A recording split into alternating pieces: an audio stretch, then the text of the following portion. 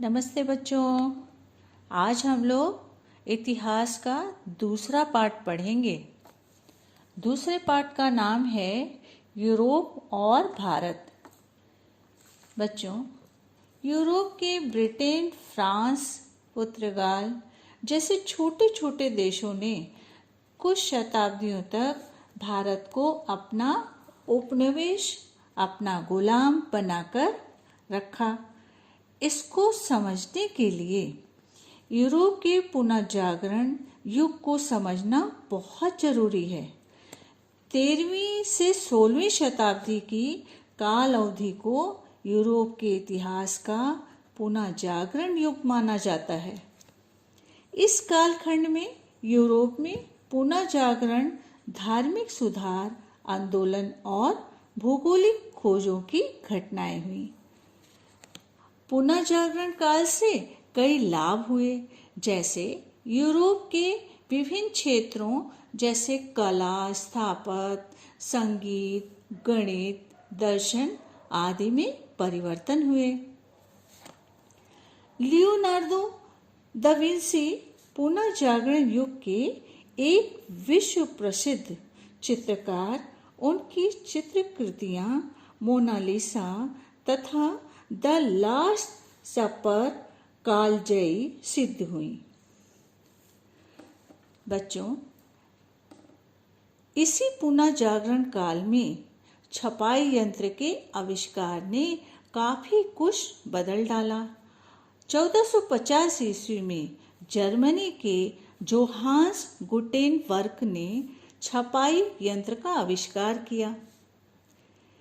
अब देखिए बच्चों, एक और बड़ी बात ये हुई, इसी काल में धार्मिक सुधार आंदोलन भी हुए।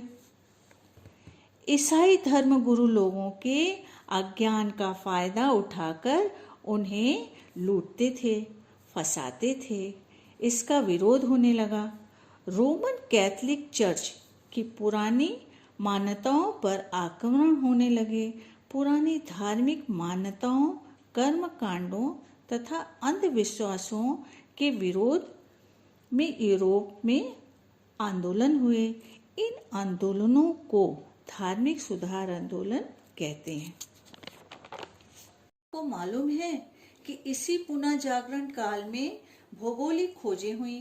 भारत के लिए नए समुद्री रास्ते तलाशे गए। ऐसा क्यों हुआ?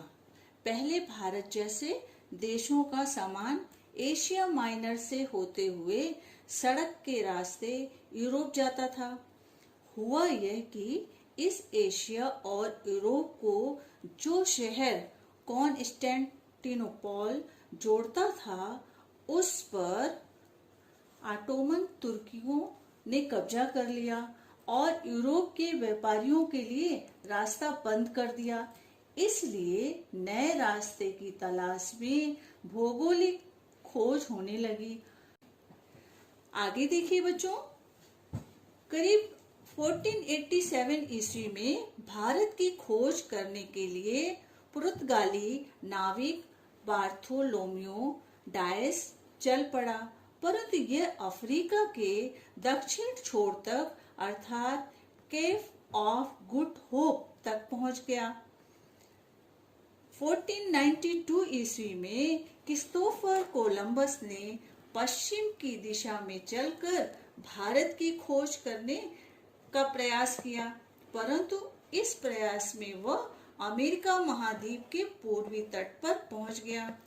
पुर्तगाली नाविक वास्को डी गामा अफ्रीका के दक्षिण छोर की परिक्रमा कर भारत के पश्चिमी तट पर कलिकत बंदरगाह में आ पहुंचा।